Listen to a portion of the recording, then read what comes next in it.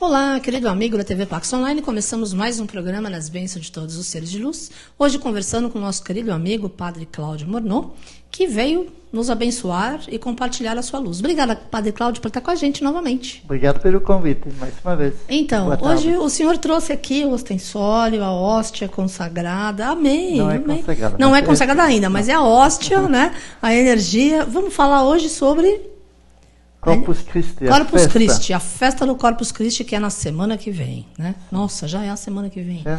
Esse tempo está indo muito rápido, né? Não é verdade? Então, gostaria que o senhor explicasse o que é o Corpus Christi.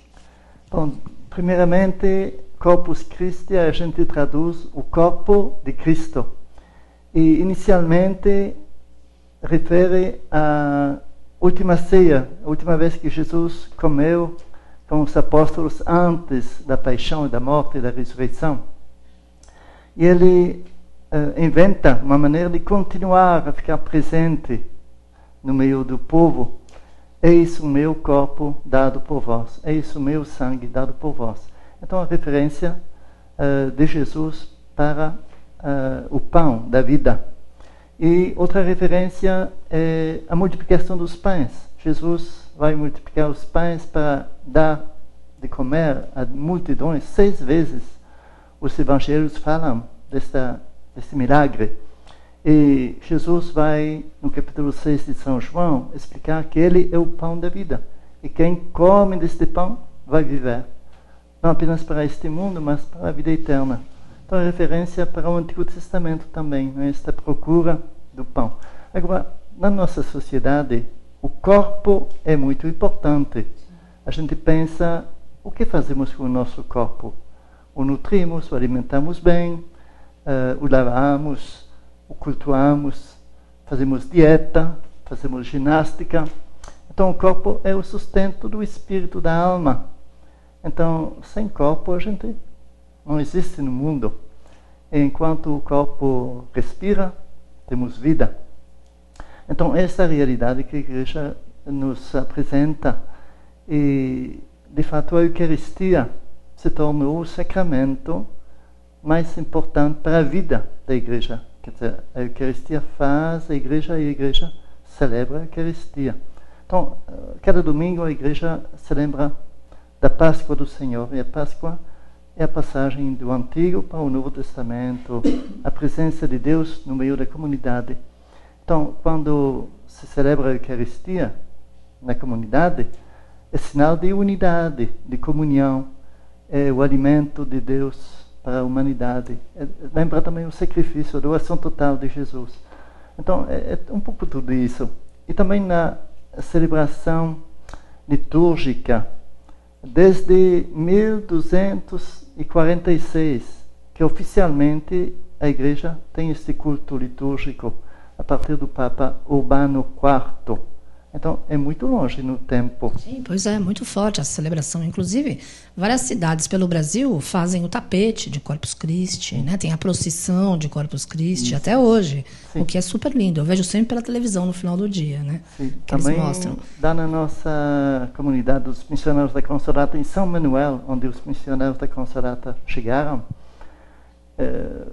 fazem um tapete que é quase meio quilômetro. Olha, que lindo. Do santuário até a igreja paroquial. E são tapetes que são tecidos com muitos materiais, café, flores, ramos, e muitas cores, depois desenhos. Então cada movimento, o grupo que quer, pode fazer um pedaço, 5 metros, 2 metros de tapetes. E na hora que se apresenta Jesus na caminhada até a igreja, se leva o ostensório com a Eucaristia consagrada e o povo, de fato, vai prestar homenagem, vai celebrar a presença de Cristo vivo, que passa, como Jesus entrou em Jerusalém com ramos. Então, é um pouco isso. Essa tradição vem da Espanha, de fato, é uma tradição muito forte, que passou também para as Américas e de uma maneira especial para o Brasil, que tem uma grande importância na vida das comunidades. É bonito. É verdade, é maravilhoso, é muito especial. E é um feriado muito forte, porque várias pessoas relembram a energia do bem-amado Mestre Jesus, é uma energia de milagre, de renovação e de compromisso com a nossa espiritualidade, né? Eu adorei que o senhor trouxe várias coisas aqui para compartilhar, não é? Para que a gente possa estar nessa energia do sagrado, nessa irradiação do amor, da harmonia, da luz. Sim. E tem outro significado que é muito bonito, e São Paulo, de fato, um dos primeiros textos escritos em referência ao que Jesus fez naquela noite da quinta-feira. Então, ele, de fato, se tornou este pão da vida. E São Paulo diz que na comunidade de Corinto tinha exageros. Os membros mais ricos chegavam mais cedo na celebração, onde se comia uma comida boa e não sobrava nada para os pobres. E ele diz, no lugar de ser um lugar de comunhão, se tornou um lugar de divisão. E ele chama a atenção. Quem vem para a Eucaristia deve procurar a fraternidade. Depois, a Igreja assumiu esta realidade que sem a caridade fraterna, sem a preocupação para os pobres, não pode ter a Eucaristia. Quer dizer, o que dá sentido à vida cristã, se a gente vai na igreja, é viver respeitando e amando o irmão. Sem dúvida, todos se ajudando, né? Principalmente as pessoas mais carentes que necessitam de auxílio, né? De comida, de roupa, de mantimento, de material de limpeza, de uma palavra, de um abraço, de um conselho, né? De um exemplo, para que nós possamos crescer como seres humanos, porque o mundo inteiro está passando por esse processo de reavaliação, né, Padre Cláudio? Eu acho que nós estamos todos nos aproximando mais da nossa consciência e assim assumindo a nossa energia divina e o nosso poder de realmente estarmos sintonizados com a força de Deus e fazer a nossa parte. Né? E nessa época de festas as pessoas vão mais na igreja, né? Quando é Corpus Christi, quando é Páscoa, Pentecostes, tem mais gente que frequenta. Tem mais, sim. Porque é festa, né? Celebração, todo mundo quer estar recebendo a bênção especial, não é isso, Padre Cláudio? Sim. Não, também isso é bonito, porque o povo gosta de celebração. Depois vem as festas juninas, essas coisas todas. Tem santos lá, né, que a gente celebra, mas essas festas ligadas a Jesus, ou a Santíssima Trindade, que vai ser domingo que vem, depois a festa do Corpus Christi vem sempre na quinta-feira, depois da festa da Santíssima Trindade, que é a festa que honra o Pai, Filho e o Espírito Santo juntos. Então é como que uma progressão nas festas. Depois vem a festa do Sagrado Coração de Jesus, que é cultuado há muitos anos também na igreja. Então, manifesta o coração que ama, o amor de Deus. Então, de fato, o grande sacramento é o amor. Depois a igreja nos lembra sempre que o sinal da presença de Deus no mundo é Cristo, é a comunidade reunida, é a palavra de Deus e o pobre. Então, como a senhora acabou de falar, São Mateus fala, no capítulo 25 do Evangelho dele, eu tive fome, me deste de comer. Tive sede, me deste de comer. O que tiver feito a um dos meus irmãos é a mim próprio. Então, Cristo se identifica muito com aquele que sofre, que está doente, que está na prisão, que é nu. Então, quem ama realmente Jesus Cristo, se não se liga com o mais pobre, não pode dizer que é cristão. Não é. Quer dizer, na prática. Claro, pois é. Porque a verdadeira cristandade, as pessoas que são católicas, têm que agir, não é só falar, né? Sim. Tem que dar o exemplo, tem que estar servindo o irmão, a irmã que necessitam na hora que eles precisam realmente de auxílio, né? Muito legal, muito bom. Se a gente não vai na igreja e não ama o irmão em casa, na rua... Não adianta. Se fica brigando em casa todo dia e vai na igreja uma vez por semana, já fiz a minha parte, é mentira, não fez parte nenhuma, né, Padre Cláudio? Porque só para estar, não é? O senhor não acha? Só para estar lá durante 1 hora, louvando a Deus e cantando e orando, etc., e depois o resto da semana está se comportando de forma diferente, isso não é espiritualidade. Sim, mas é bom continuar aí. Continua indo na igreja mesmo assim, que 1 hora dá certo, né, Padre Cláudio? Depois muda. O senhor tem razão, claro, sem dúvida nenhuma, mas Afinal de contas, mas as pessoas estão um pouco melhores, não é? Sim, está a gente melhorando, não está melhorando. melhorando. Os seres humanos, nós todos não estamos como raça humana. Isso eu estava falando, porque a semana passada, como teve Pentecostes no domingo, agora a energia que prepara o Corpus Christi, Santíssima Trindade no domingo, são dias tão fortes, até me arrepia. Todo o inconsciente coletivo da humanidade, muitas pessoas vão estar orando nesses dias. Sim. E é mês de Maria, um mês sagrado da bem-amada Mãe Maria, um mês de amor incondicional, um mês de força, de intuição, de luz, de cura, de milagre, de renovação.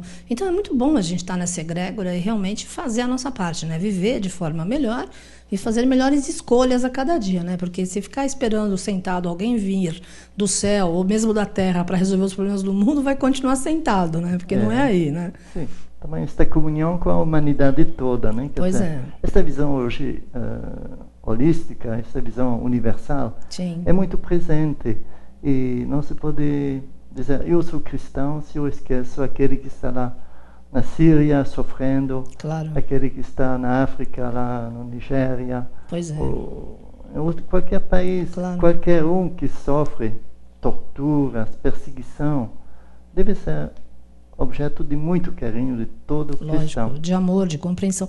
O senhor que viaja muito a muitos países, o senhor podia supor que a gente ia passar por esse momento de tantos refugiados no mundo?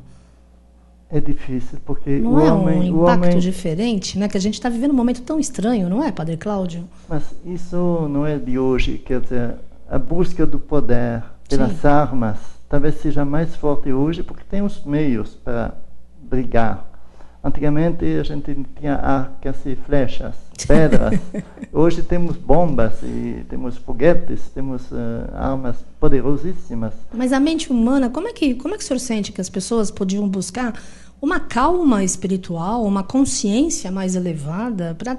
Porque é uma coisa maluca. Como é que a gente justifica que pessoas como nós, né, que estão morando em outros países, por algum motivo, eles deixam tudo para trás com a esperança de viver, simplesmente de viver?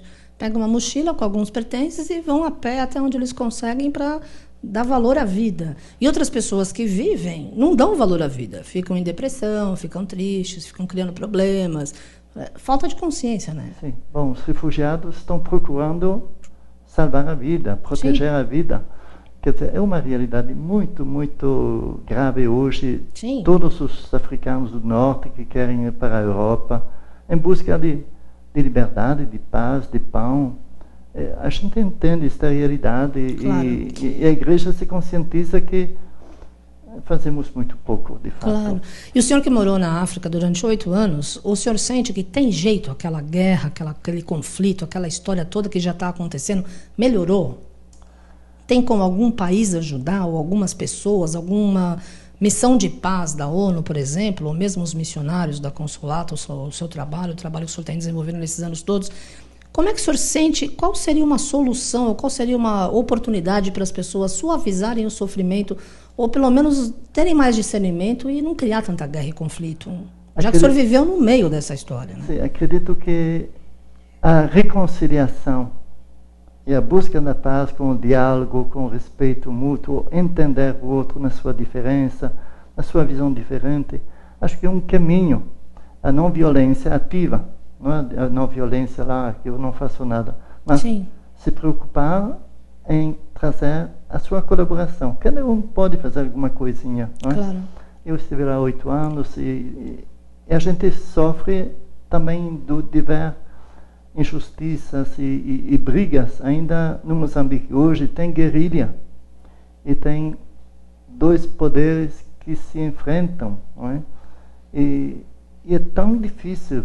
Fizeram lá mais de 120 encontros semanais para procurar caminhos para se entender e ajudar o país.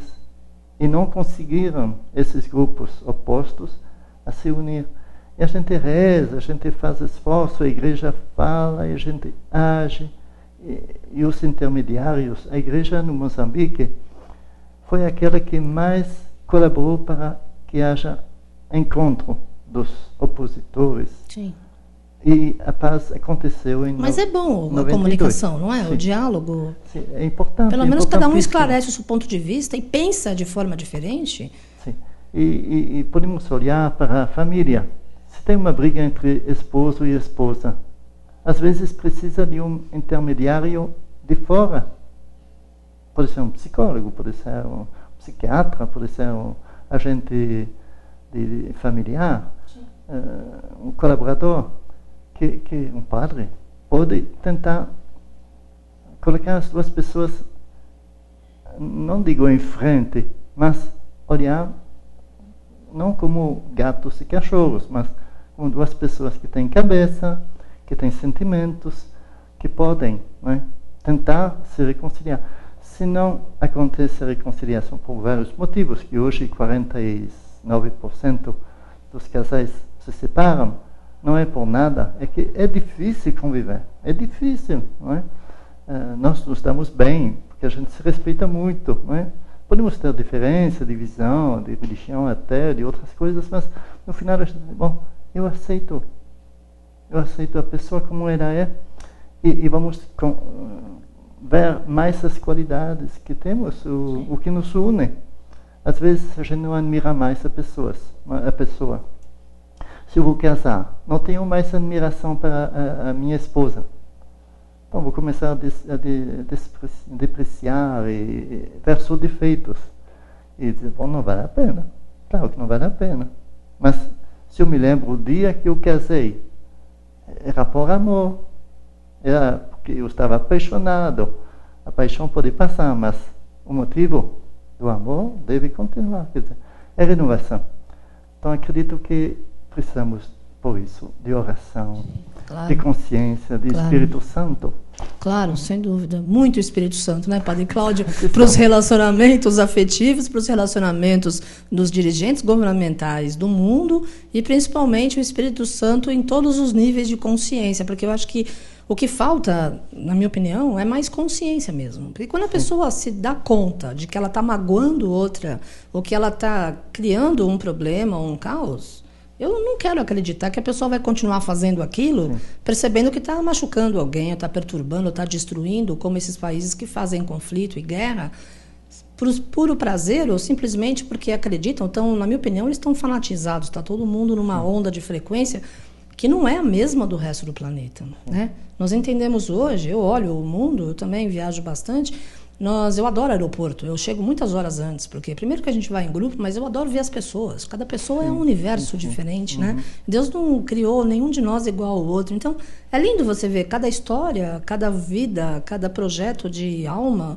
que está se desenvolvendo e está evoluindo, e a gente, dá para sentir, infelizmente, que em alguns locais a energia é mais densa, é mais preocupação, é mais medo, e o medo hoje acaba impedindo muito da construção desse mundo melhor, dessa vida melhor, né?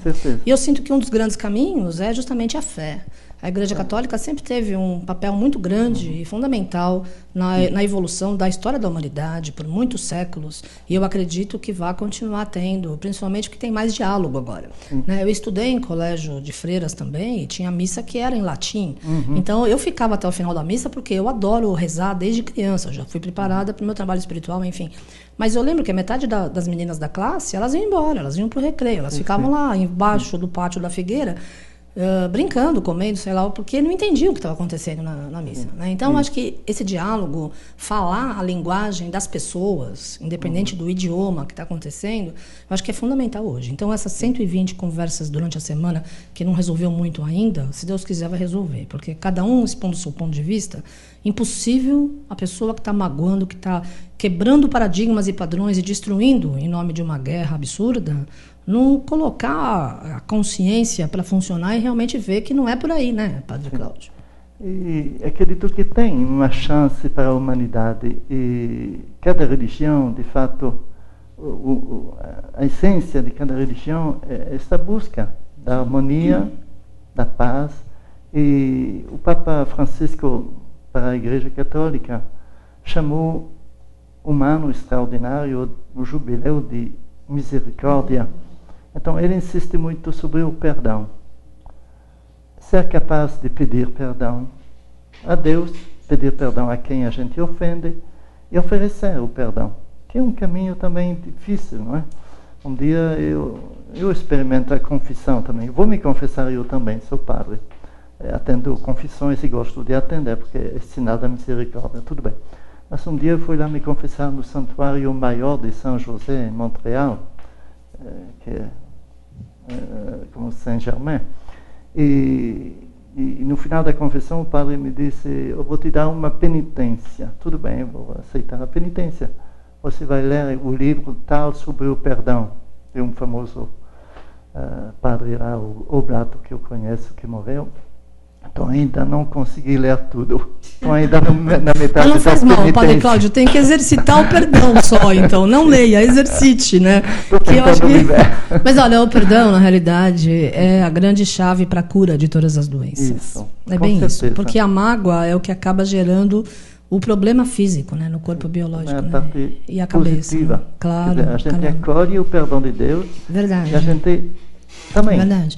E a ciência hoje prova que o cérebro, graças a Deus, está crescendo, aumentando, evoluindo, ficando mais inteligente, melhor, através de exercícios físicos, através de meditação, através de oração, através de fé, através de práticas devocionais. Porque é importante a pessoa ter o seu momento em silêncio todos os dias, né? Não dá para acordar, ligar no plano automático e já sair para o dia a dia fazendo tudo que tem que ser feito. Tudo bem, faz parte da realidade na Terra, mas se você não se permitir um tempo para primeiro fazer essa ligação com Deus e com você, a vida fica complicada. E quando alguém magoa e a gente acaba guardando aquela mágoa, aí o corpo acaba ficando doente mesmo. Então, o perdão é a grande alavanca, a grande chave, né, da cura. Sim.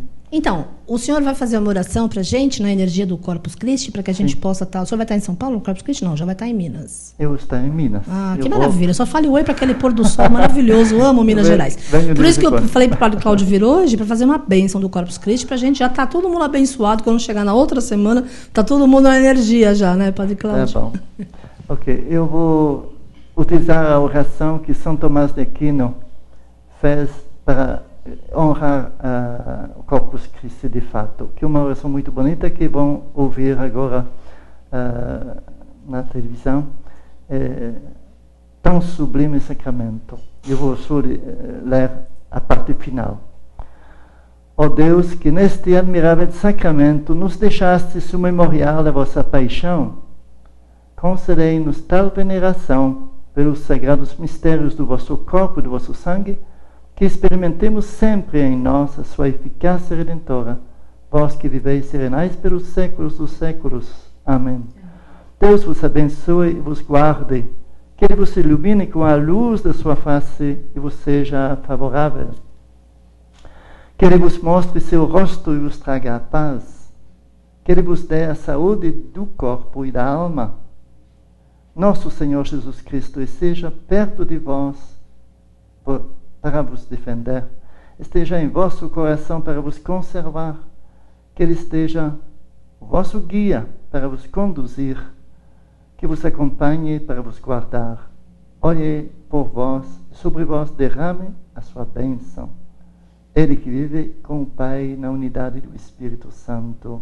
Amém.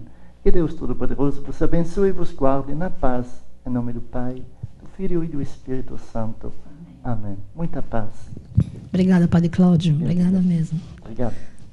Então, nós vamos ver agora um vídeo. Obrigada a você, querido amigo, que acompanhou com a gente no nosso programa de hoje. Lembre-se que mundo melhor, mais consciente, mais verdadeiro, com muito mais oração nas energias do bem-amado Mestre Jesus, mais próspero e feliz, começa com nossas escolhas a cada dia. Começa comigo, começa com você. Até o próximo programa.